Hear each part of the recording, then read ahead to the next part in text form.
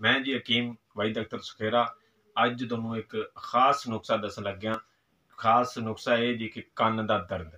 कन्न दा दर्द है कि अजकल के बच्चों के कन्ना में अक्सर दर्द रहिंदा जी। इहदे वास्ते तुहानूं एक स्पैशल और सस्ता जिहा नुस्खा दसन लग्या जी। नुस्खा ये हैगा जी, खालिश शहद लैना है जी, उस तो बाद नीम के पत्तियां का पानी लैना है जी, और बकरी का दुध लैना है। दुध लेना जी, बकरी का दुध लैके जी उस तो बाद तुसीं मेरे चैनल नूं लाइक और सबसक्राइब करना जी। सबसक्राइब करने तो बाद तुहानूं उम्मीद है कि इंशाल्लाह पसंद आएगा। इन्हां तिन्नां चीज़ां नूं तुसीं हल कर लेना जी। हल करके और कंन दे विच तुसीं ये डाल देना जी। इंशाल्लाह 1 मिनट तो पहले पहले कंन दा दर्द जिहड़ा बिल्कुल खत्म हो जाएगा।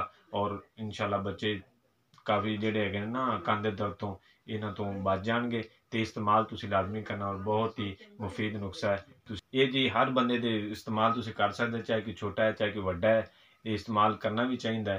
तो ये जिहड़ियां चीज़ां ने घर में रखो तुसीं, क्योंकि किसी टाइम भी रात को अगर बच्चे के कन्न में दर्द होने लग पे तो डॉक्टर को जाना बड़ी मुसीबत बन जाएगी। घर दे विच कोई चीज़ ना हो तो जी बड़ा मसला बनता जी। तो उस तो बाद तुसीं मेरे चैनल लाइक और सबसक्राइब लाजमी करना जी। अस्सलाम वालेकुम।